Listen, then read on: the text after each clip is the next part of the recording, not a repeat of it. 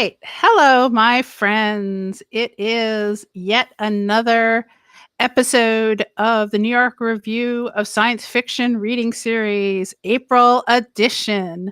I know it's only been a couple of weeks, but I'm sure it's felt like an eternity. And here we are again. And I am your host, Amy Goldschlager. And tonight we have something very special. We have Ilana C. Myer, whose Harp and Ring Sequence is a fabulous trilogy, which of course you've all read already, haven't you? But if you haven't, you should pick it up. And the third book in the series, The Poet King, came out in paperback in March. So go buy it now. Go buy the other two first, because it doesn't really make sense unless you read the first two. And besides, shouldn't you support authors? Yes, you should. Anyway, so here we are, and I am hosting, as I said, and in the background, unseen to you, are our producer of the series and general host, Jim Freund. Hi, Jim. And our audience wrangler, who also often hosts and also runs tech, Barbara Krasnoff. So let's offer our thanks to them. And I will remind you again that this series, while offered to you for free, is not free for all of us. So I hope at some point you will make a donation or leave a tip for Jim Freund or at his Patreon or via PayPal, as in the crawl located below.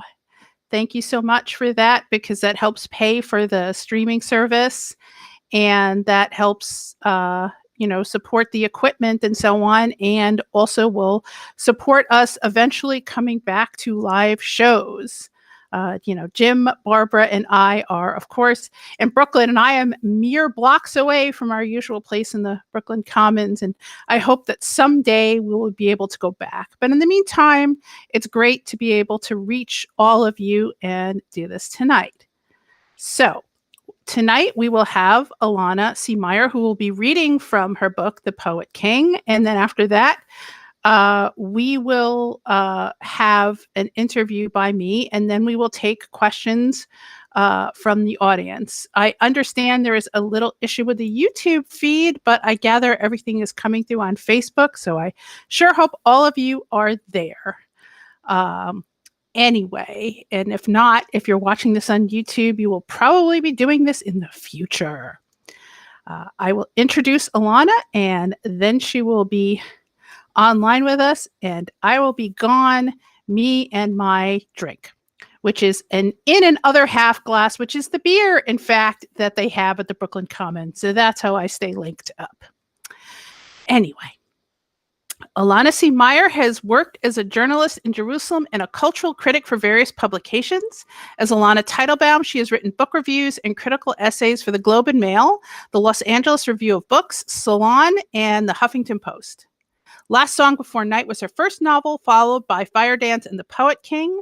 A native New Yorker and longtime Jerusalem resident, she now lives in the mountains of Pennsylvania. And coming to you live from those mountains of Pennsylvania, Ilana C. Myer.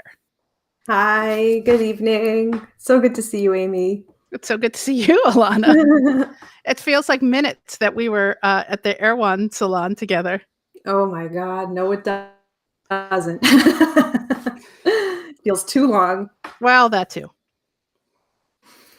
Thanks for having me today. So, would you like me to get right to the reading? Yes, and then we'll do the interview afterwards. Yes. So what I have here is The Poet King. It's the third in my trilogy, and Amy has the beautiful arc. The first novel in the trilogy is Last Song Before Night. I'm going to just start reading now. All you really need to know is that this is a world where poets have power, and at their highest level, they're called seers. But that's really all you need to know, and I'll just get right to it. The ferryman let them ashore in a cove. It was carpeted with sand, strewn with seaweed. The rest of the coast was stony. As they clambered from the boat, Julian asked, "Will you wait for us?" I have other tasks, said the ferryman, but you paid the fare. I'll return when you call. They watched him go.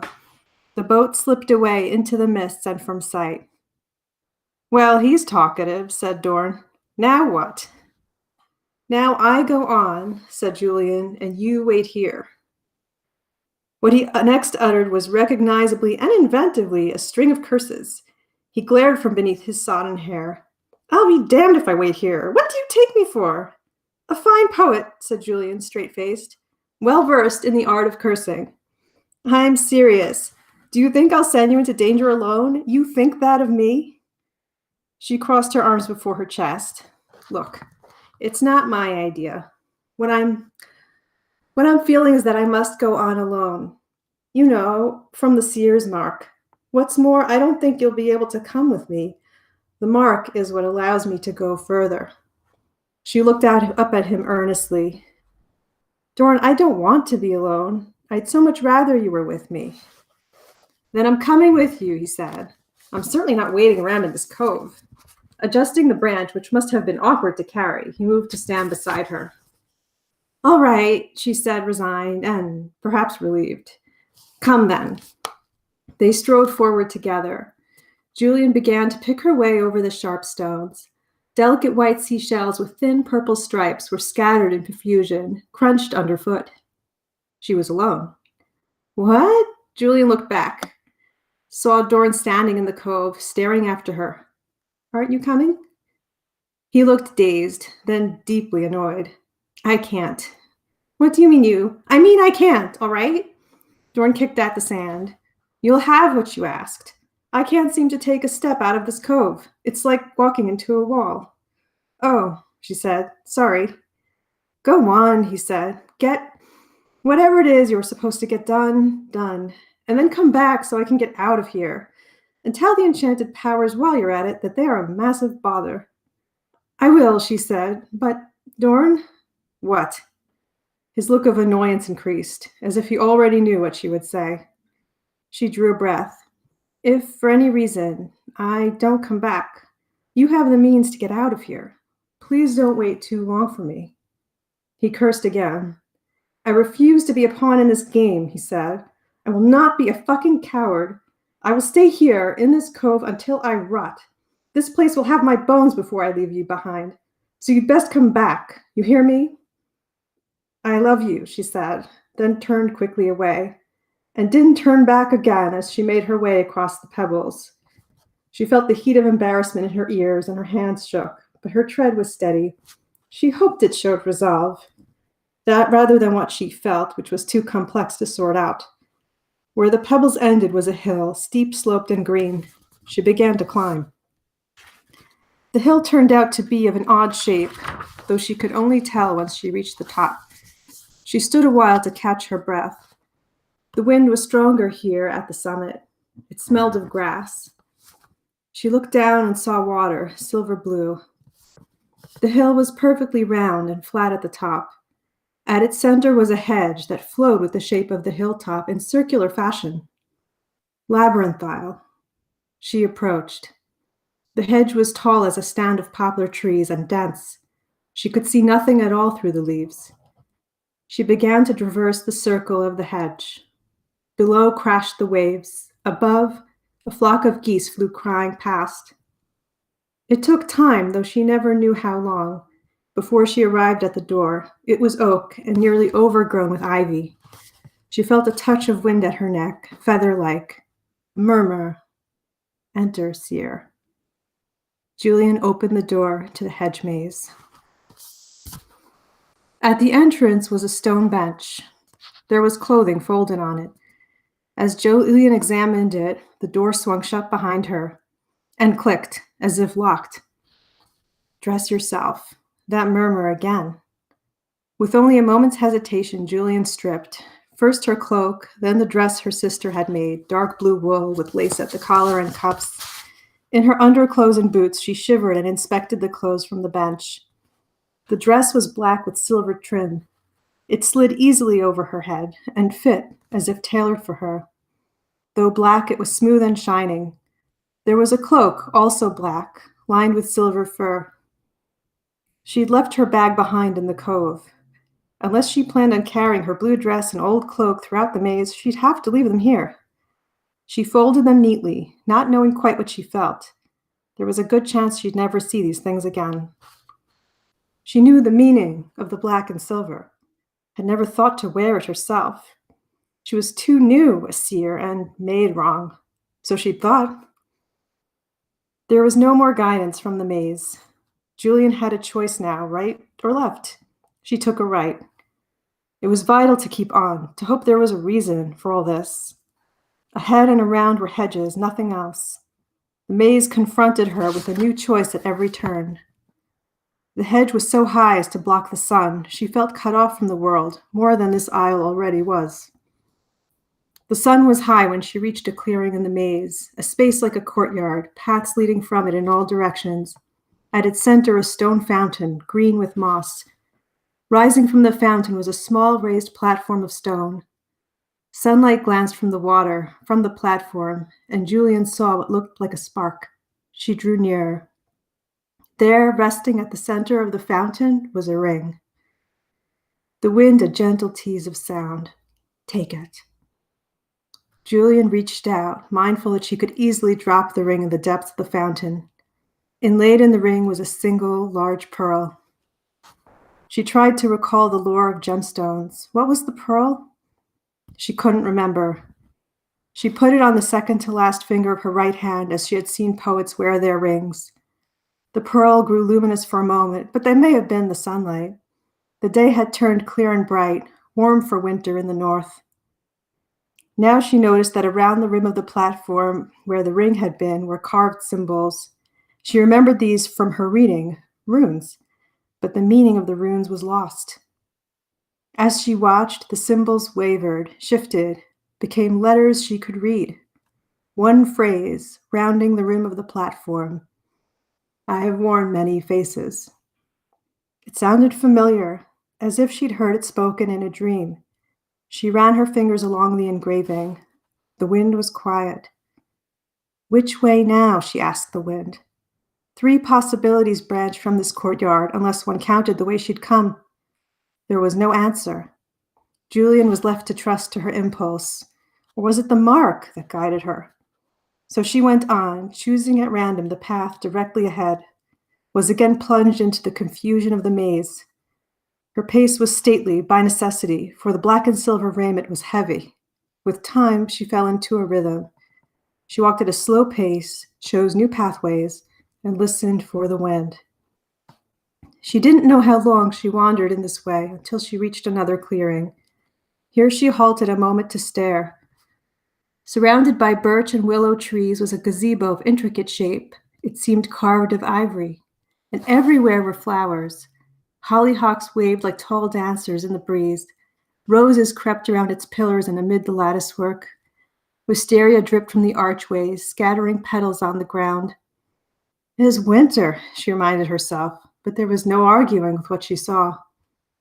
She approached the gazebo. Of course she must go inside. She mounted the steps, then gasped with more amazement. Her hands went to her face. In that moment she knew 2 things. That there on the round stone table of the gazebo was the most magnificent harp she had ever seen, and that it was for her. Julian felt tears prick her eyes. She hardly dared to step forward for this dream to disappear. Claim your right, said the wind. She stepped forward, tested the strings. Perfectly tuned, their tone was crystalline, each note evoking in her a similar emotion to the chime of the silver branch. This can't be mine, she thought. The wind again. It is. It was attached to a baldric of silver chain. When Julian lifted the harp, it seemed to have no weight, likewise when she slung it across her shoulder. It is enchantment, she thought. It will dissolve when I leave this place. Be a dream. It will not, said the wind. It belongs to you. Now go to the final place. It is straight to the right and right again. Julian left the gazebo. The sun she stepped into seemed to cut into her, so raw was she feeling then, and happy. It was all she could do not to cradle the harp in her arms, to weep over it. She knew now was not the time. Straight to the right and right again. A short distance, and she'd reached it, another door in the hedge. This one made of polished silver. She saw herself in it, and for a moment stood there mesmerized. The person, looking back at Julian and Mara, arrayed in black and silver with a gold harp, with a mark that blazed even in sunlight, was without doubt a seer. The wind was wordless now, but she sensed a message on its current. The latch was encrusted with green gems, the same shade as the hedges. She turned it and stepped in, unless that was out, from one maze to the next. At first it was dark, too dark to see, yet Julian felt no fear. The wind was with her. Time to wield your power. The darkness lit suddenly. Julian found herself looking into a grand chamber hung with tapestries. A fireplace at one end, above which hung, oddly, the skull of an animal. Its antlers caught the light from silver candelabras that lined the walls. Antlers. A nagging thought, but this dissipated as she saw the people at the center of the room. How could her eye not be drawn there? To Sandara Diyar, looking lovelier than ever. Kneeling before her was Ethel Lear, bestowing to her some gift. Julian couldn't see the offering. Whatever it was, Sandara looked delighted. And he, well, he looked beautiful, too, as she remembered. She could not imagine a man who looked like him, looking at her that way. Any man, really. Not in this or in any life. Did you want to know what is happening across the sea in Tamerlane? The wind again. Not really, Julian said aloud. Now she saw what Ethel held out to Sandara, a gold coronet, finely wrought and studded with gems. She bent her head so he could set it on her brow. My queen, he said, so you will be, one day. She is a princess, said the wind to Julian. Someday the queen, married to Ethel Lear and a seer. So, you can change it. The image rippled strangely before Julian's eyes, as if she saw it in a pool, and something had disturbed the water. There are myriad paths from each moment. The smallest thing can make a change. The image froze. Sandara and Ethel stood before the mantel with joined hands, gazing into each other's eyes. Julian hated the feeling the sight of it made in her stomach, knew it for something ugly. She wanted to look away, but also wanted to keep looking, as if that ugliness were a beast that demanded to be fed. It would be easy to make a change, the voice creeping into her thoughts. With the power of a seer, you might reach in, influence events. Ethel might meet someone else before the wedding, or his love could wane. Men are fickle. What I want, Julian said, in as firm a tone as she could, is to stop the coronation. That's why I'm here. This is the power offered you, to act on your desire. It is a test. Julian felt a rush of anger. You are testing me to see if I'll do something horrible with this power. I won't. You can't tempt me this way. A silence. She waited, hearing nothing but the sound of her breathing, and seeing before her that image of the couple framed in candlelight. You watch it all like some sort of shadow, Sandara had said the last time they spoke. The agony of that night returned. Julian had felt discarded, worthless. She had revealed all she was, all she dreamed to Sandara Diyar in long talks at night, long walks through the woods, and in an instant learned what it was worth. In revealing herself, she had earned disdain. Nothing could eliminate the shame or how it hurt. Not her mission with Valinir, not Dorn's kindness, nor even becoming a seer. This is no test. The wind had returned. There will be no consequence for you.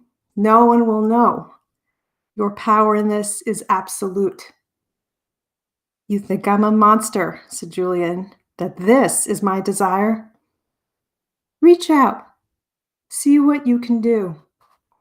Just to see, Julian reached out. Immediately as she did, the image wavered, this time with more violence than before. She had made so many choices, moment by moment in the maze, to reach this place. Turn and turn and turn again, only to discover that those had never been the real choice at all. Say what you want, and it will be. I want a guide, said Julian. She was trembling. This is the path, isn't it? Or near enough? I should have a guide then. I need help, please. The image had grown still again. The two figures, golden-headed and richly apparelled, bent towards each other. They looked like the subjects of a painting. The beast inside her frightened her. She didn't feel strong enough to confront it. Perhaps if there were someone else here, someone who might see how disgusting she was, how foul, she would have no choice but to mask her temptation, to do right. There will be no consequence for you. Power without consequence, her most base desires without consequence. How could such things be? You asked for me? A man's voice. And then he was there at her side. He was tall and wore the black and silver and a sword. Julian caught her breath, for he was handsome too, despite the faint scar down the side of his face. So you see that? He sounded amused. Most people don't notice it. This place brings out what we are, I suppose, what we've done and what was done to us. Who are you? That seems beside the point. You asked for a guide? He tilted his head as if to get a better look at her. Goodness, are you even 16? Last month, she said defensively.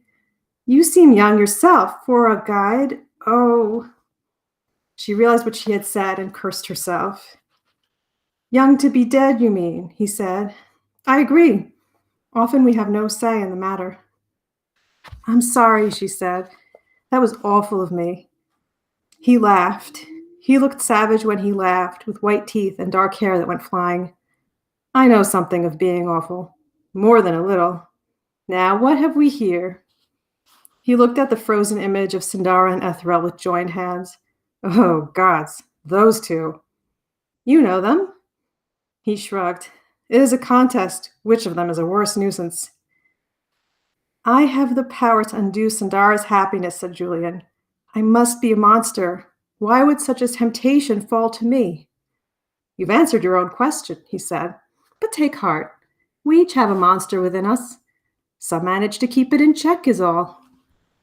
That doesn't help, she told him, and I don't believe it anyway.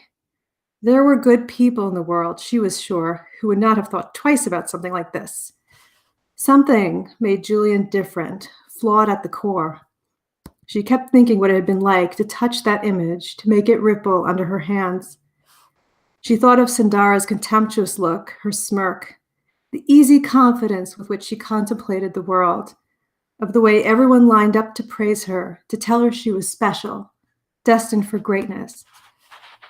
And what did Julian have? She had only become a seer through disaster, by default. In her time at the academy, she'd been invisible, useful to Valenier, but that was all. Useful because no one saw her, or ever would. The man watched her. He said, I think I see why I was chosen as your guide, Julian Amara. At the sound of her own name, Julian twitched as if struck. Why is that? Who are you? He had dark eyes, she saw, that grew intent when he was serious. I am, Marlin Humberley, he said, then smiled, though gently, at her gasp, for of course she knew who he was. This I can tell you, Julian Amara. It may be true that you won't suffer consequences if you turn your hand to this undoing the happiness of Sindara Diyar. But one thing I know. His voice dropped deeper, the voice of a singer, albeit one who would never sing again. It is a tricky thing to be someone's rival. When you join your fate to that of another, when you become the shadow to their light, Yes. He smiled. Why then, you are never free. Thank you.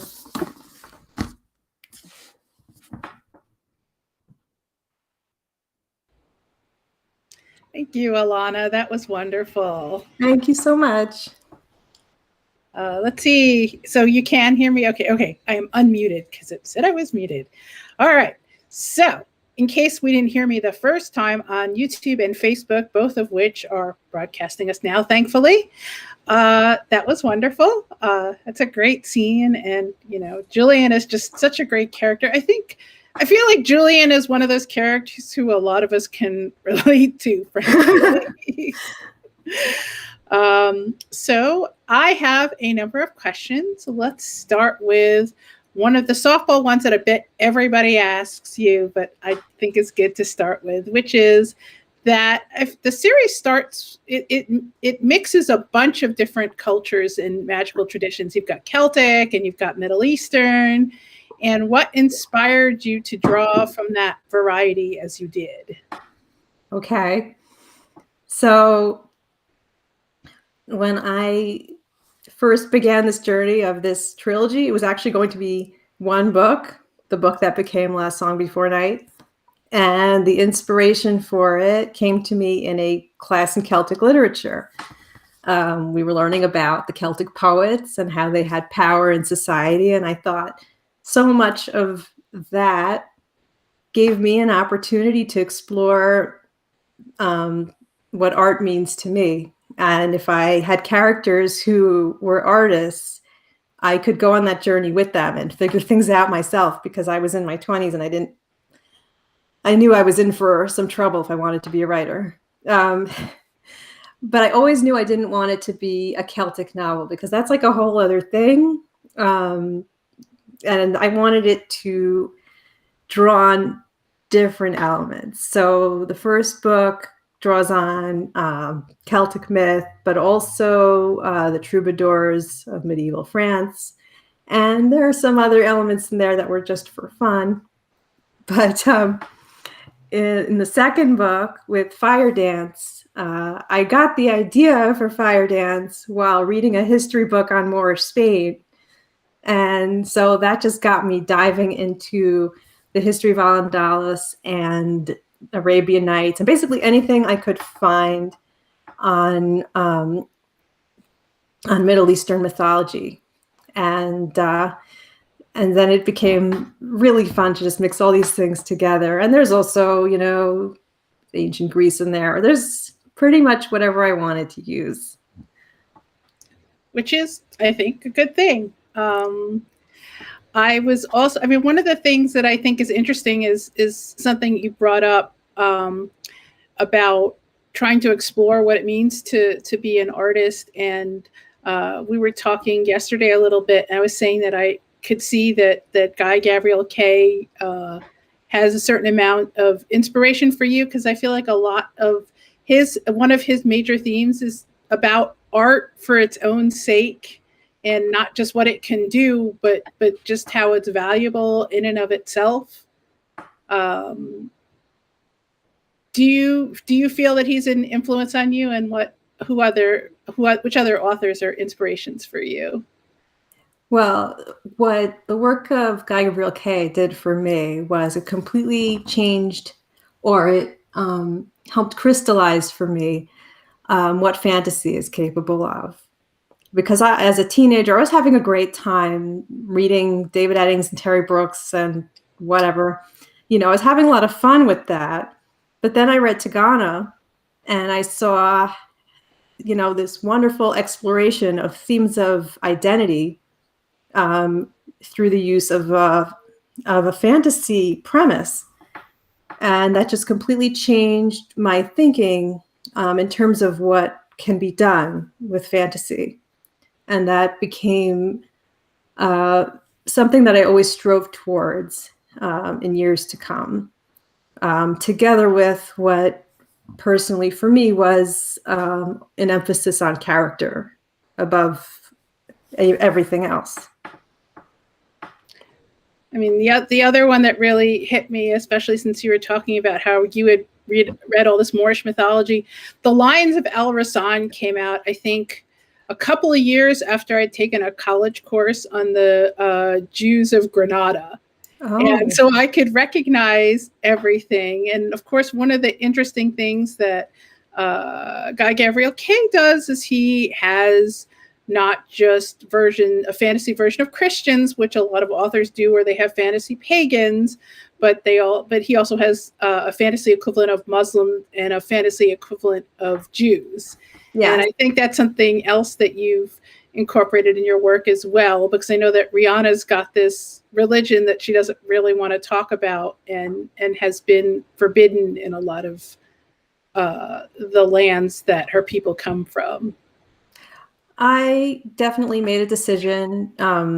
This didn't have to do with the Lions of El Rasan. I came to it differently. I was thinking about how I just don't see depictions of analogs to Jews in fantasy. In addition to Lions, I can't think of another book actually, though, there must be something. And I thought, why not? And I also thought, this is this is an opportunity for me to, throw in, elements of anti-Semitism in a society, because that was such a strong element in Christian society. And the fact that it's completely excised from most epic fantasy settings doesn't really give an honest depiction of what the Middle Ages was like. Not that we're being so honest about the Middle Ages in these books, but the fact that there's nothing like it, that just made me think, well, I'm going to change that. I'm going to have my characters, much as I love them, I'm going to have them be a little anti-Semitic, the same way lots of people I know and are a little bit anti-Semitic. It's not that different, because that's how they were raised, and those are the ideas that were planted in their heads. And then there's also a little exploration of Zionism later on. And, if people catch it, they catch it. If they don't, they don't. I think most people don't. But I made it subtle, so I can't complain. Well, my last name is Goldschlager, so, I appreciate that.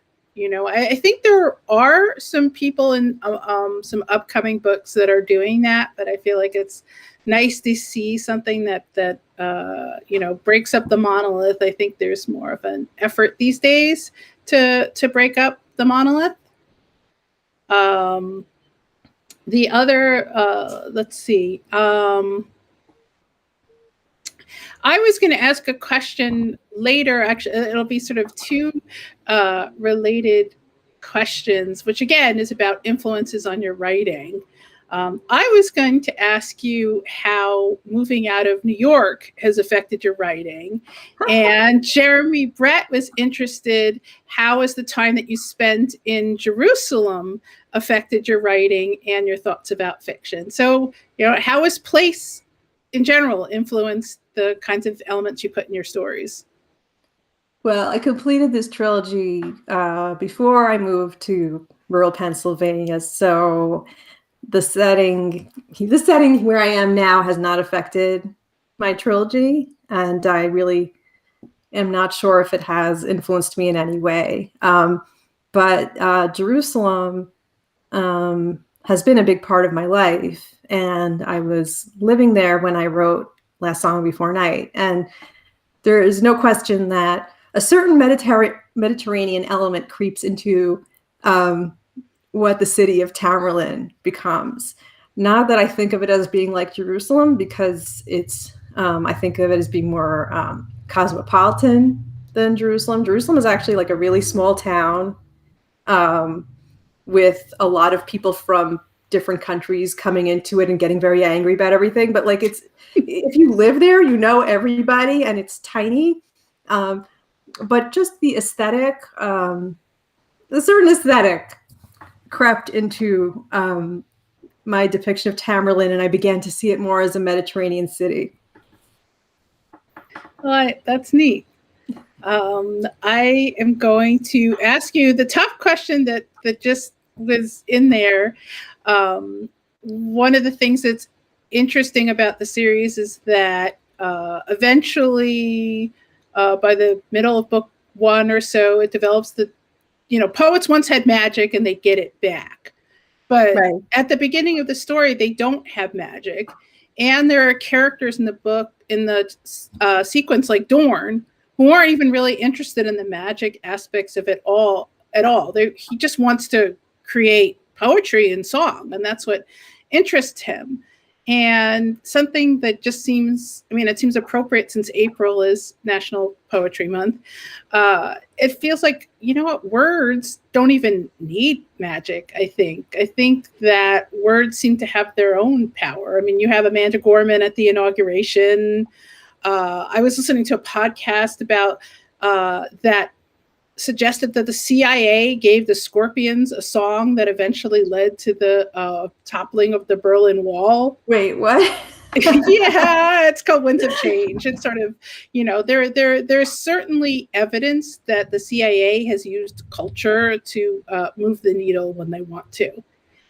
And I just think, especially, I think Twitter has demonstrated to us that words have power, and narratives, you know, make people act. And I mean, how do you feel about that with a sequence that centers words and poetry as strongly as it does? I think that you're right, that there is something innately powerful, and sometimes that translates to the political with many forms of art. You know, we've seen this. You know, it's possible that our earliest example is Ovid, you know, being exiled for a book of poems that he wrote.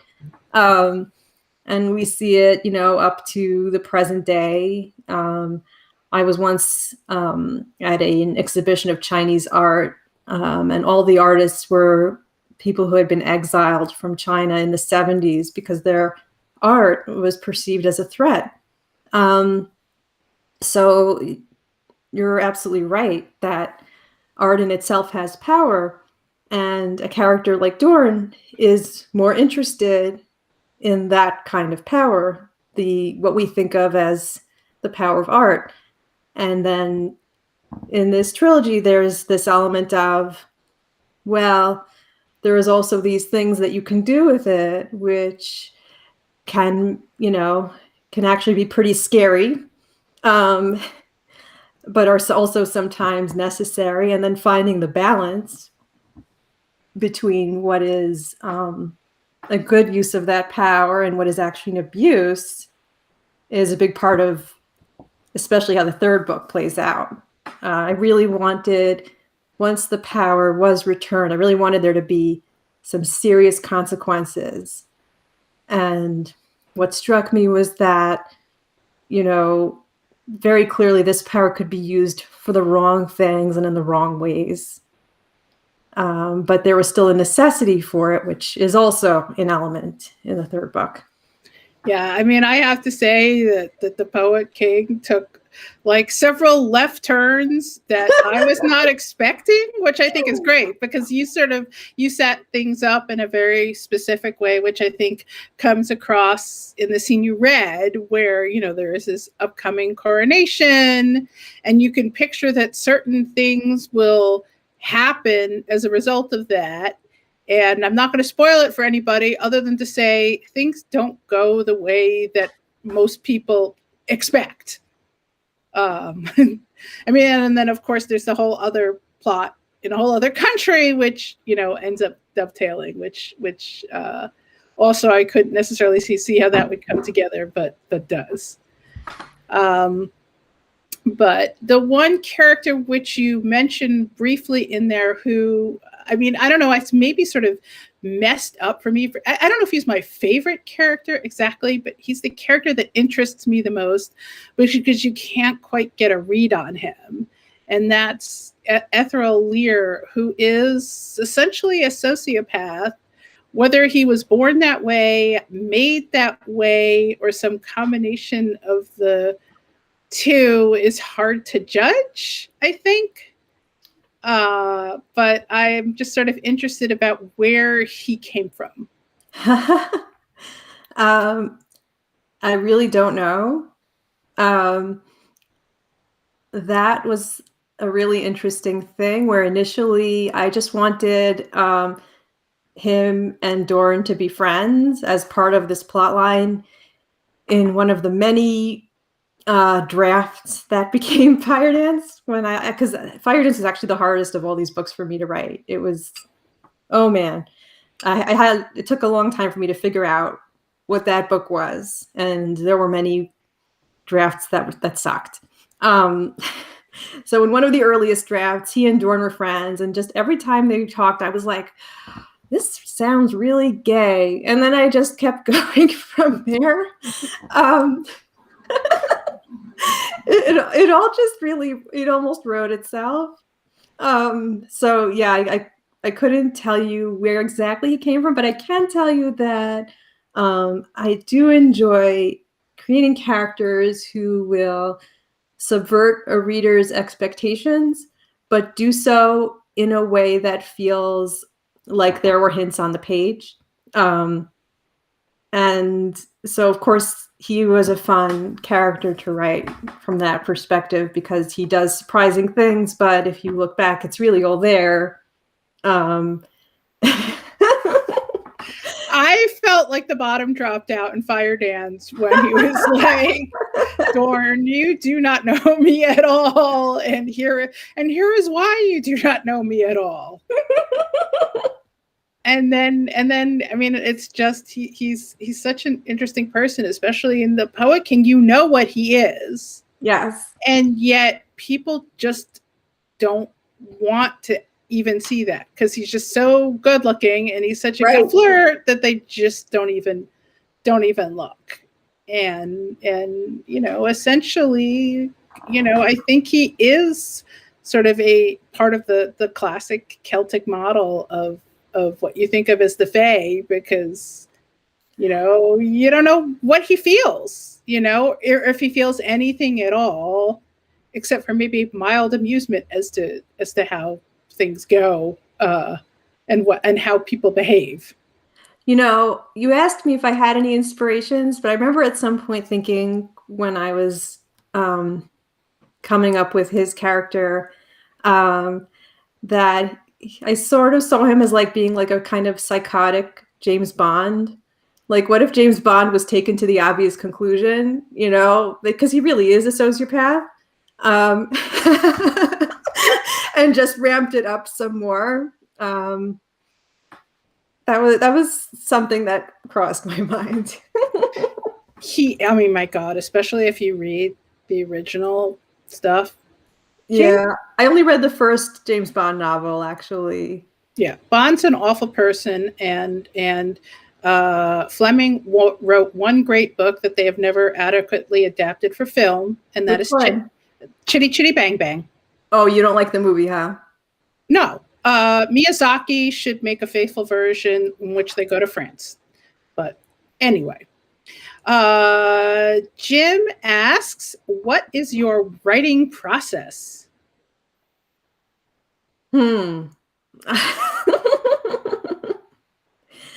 What is my writing process? Well, it takes me a long time to write novels. That seems to be part of my process. What is my writing process? I am the kind of writer who does not plan everything out from the start. I have friends who make very detailed outlines of the whole book from beginning to end, and I cannot imagine. But what I do instead is I write down like bullet points of what I know. And then I will start writing. And then before very long, I will have to make a whole new set of bullet points about what I know, because of course I know more, because as I write, the story grows in my mind. And so it tends to be this very organic process. And I work on it very slowly. And by the end, I usually have a fairly final draft. Fire Dance is the last time I had to like keep throwing stuff out. Oh God. I would write 20,000 words, be like, this sucks, throw it out, do it again. That happened like 4 times. It was when I passed the 20,000 word mark, the 5th time or whatever, that I was like, oh my gosh, I think it's working now.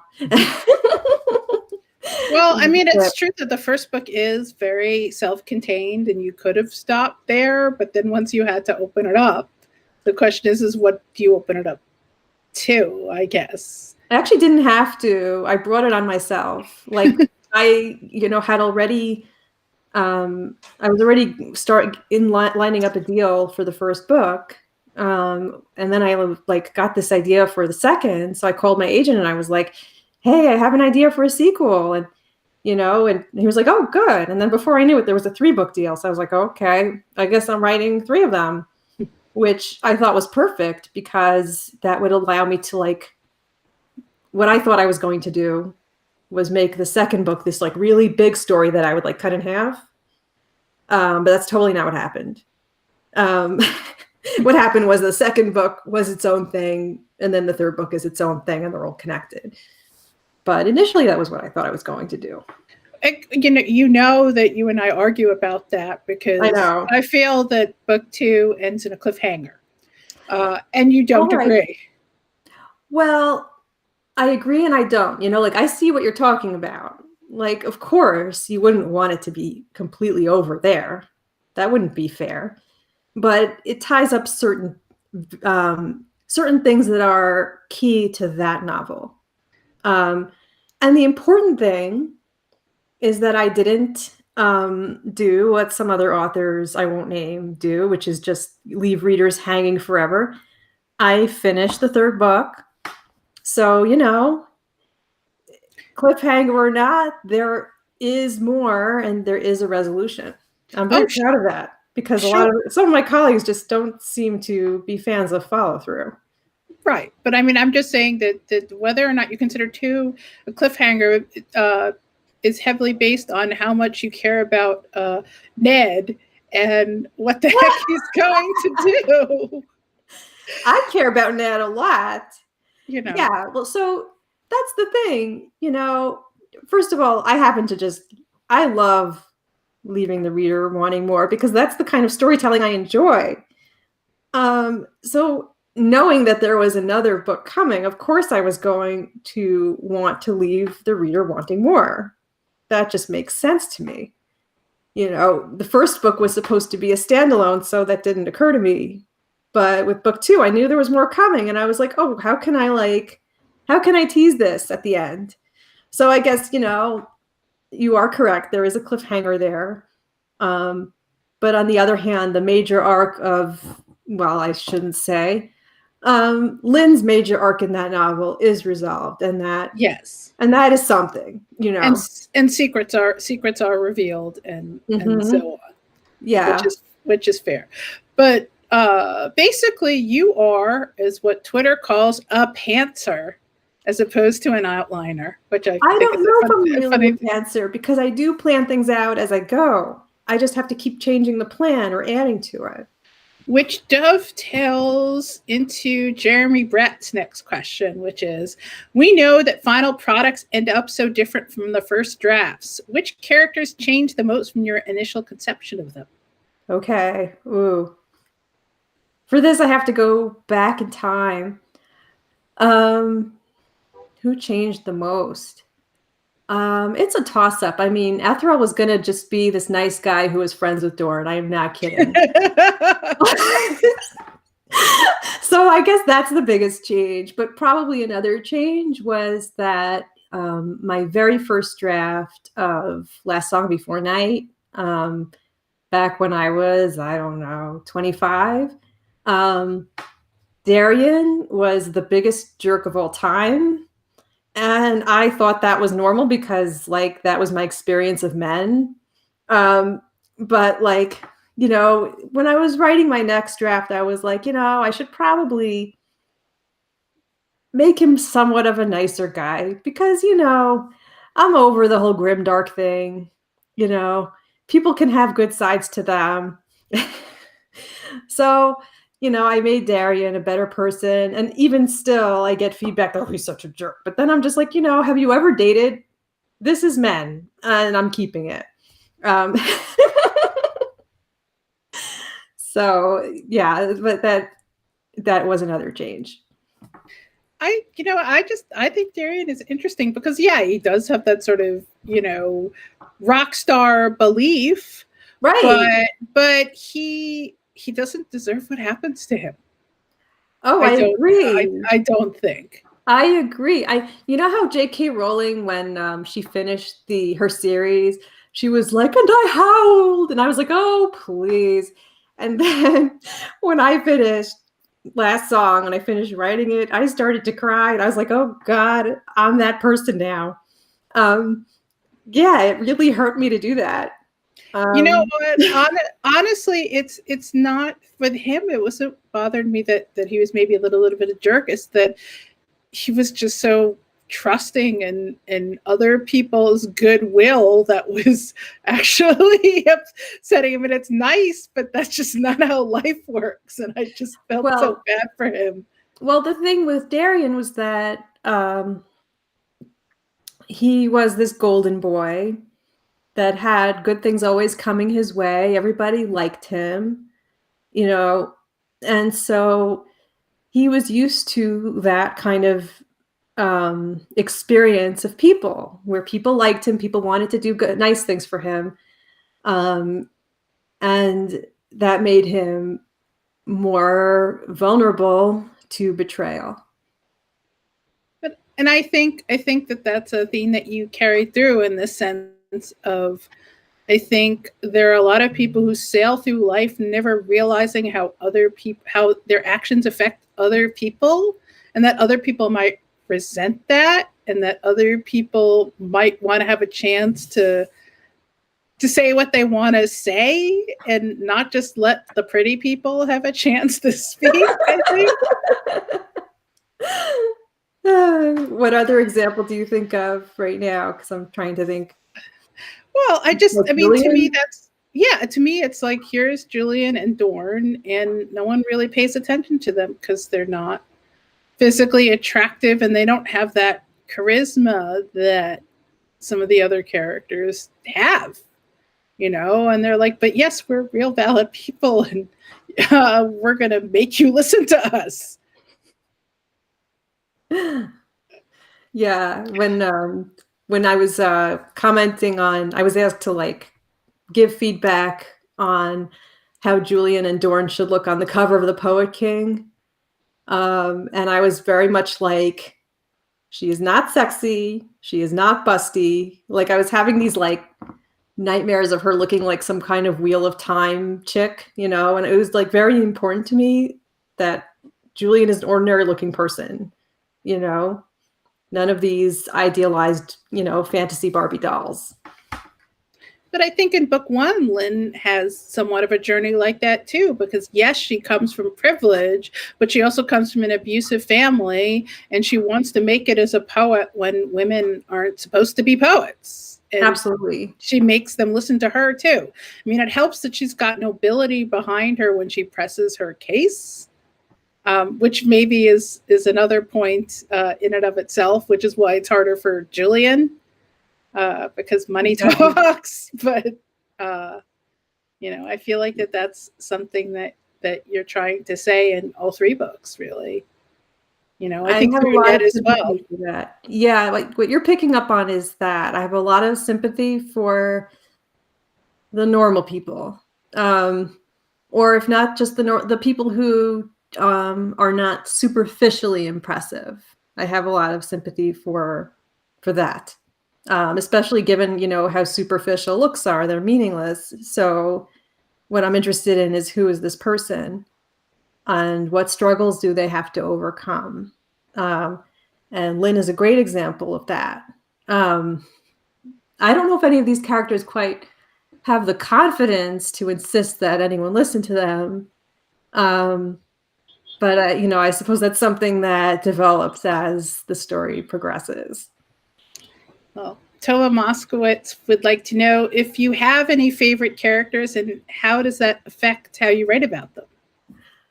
Oh man, do I have favorites? And does that? Hmm. I probably do have favorites, but I would say probably a lot of them are my favorites. So My favoritism is, probably not that egregious. And ultimately, what I decide to do with a character has to do with what feels right in the story. I don't think I've ever held back from killing a character just because I loved them. I don't think I've done that, even though like it hurts so much to kill them. But yeah, I mean, I definitely get emotionally intertwined with some of my characters. And then it hurts more when I have to hurt them. I am not one of those authors who's like, oh, I get to torture my characters. I'm not really, no. This is part of telling story, and whatever my characters go through, I go through it with them. But what about your villains, though? I mean, you have some pretty nasty ones, some of whom get some pretty brutal comeuppances. I mean, how do you feel about them? Nah, not much sympathy there. I mean, you mess with nasty magic bites back, I think. Yeah, I mean, okay, maybe I feel a little bad, but I, don't waste too much emotion on that. It is pretty much justifiable. I mean, again, in book 1, I think you could see what was going to ultimately happen, but book 3 was pretty left turny for me, and how certain things resolved, which I will not spoil. The left turn you're referring to is pretty much what the book grew around. That was the first thing I knew about the book. That was something I planned, before the book existed, and then everything else grew around that focal point, which is basically the midpoint of the novel. I mean, I think there are probably hints in book 2 where it might get to also, but I couldn't really see where that was going to be. But are there any other questions from our glorious public? Because let's see. Otherwise, we're going to sit here talking inside baseball about this trilogy, which I hope is encouraging all of you to read it if you haven't had a chance to pick it up already. I don't know. Questions, thoughts? Oh, and look, here is a nice link to purchase The Poet King, and then we'll get a commission because money is good. And let's see. I mean, I don't really want to ask the question. What are you thinking about? A direction you might want to go creatively in a way that is a non-pressured question about where your thoughts might be these days. You don't have to worry about pressuring me. From my point of view, the pressure is on just from myself. I wish I could tell you something very concrete. And I know whatever I do say has the potential to come back and bite me. Like, for example, what I am pretty sure I think is that whatever I do next will probably not be epic fantasy, if only because I'm really interested in exploring other modes of writing. I feel like I got to do so much of what I wanted to do in the epic fantasy medium with this trilogy, and now I'm excited to do something in another direction. But of course I can say that and then wake up one day and have this amazing idea, and then have to eat my words, because ideas just come from very unexpected places.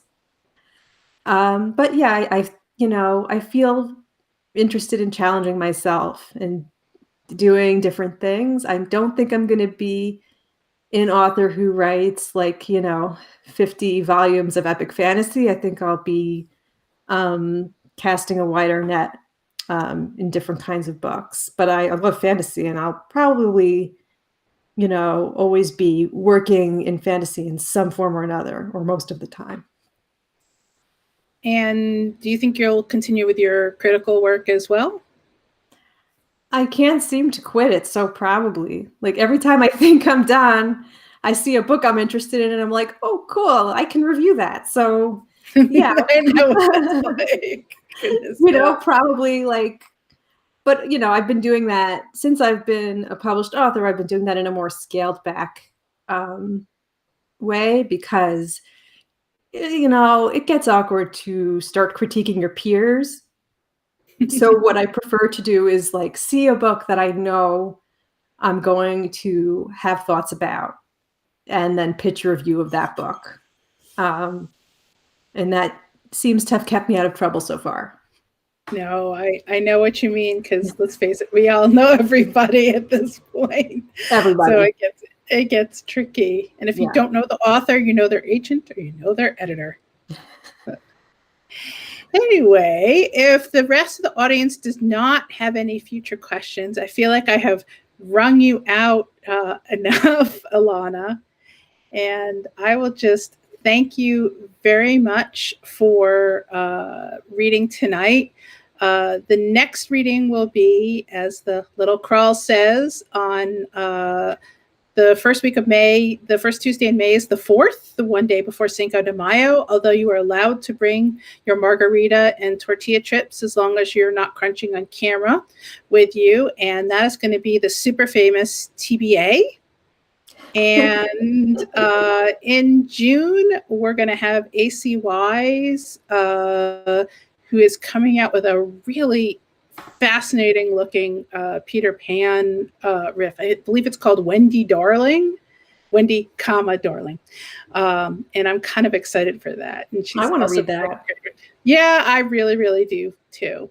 And also on the crawl, I will remind you all to please help support the series by leaving a tip on PayPal. Jim works very, very hard to keep this series going, and he and Barbara Krasnoff work super hard to keep the tech running, and today certainly wrangle the audience since I am not doing it. Next time, I will be in the background typing, and you won't see me, but I will be there. Anyway, thank you so much, Ilana. It was just so nice to see you. And I think it was probably great for everybody else to see you too. So I really appreciate you. Well, it's a isolated virtual world. I am double vaxxed, so I'm hoping to actually see a lot more of you in person in the future. But in the meantime, we have this, and it's great to reach out to everybody. So thank you so much. Thank you.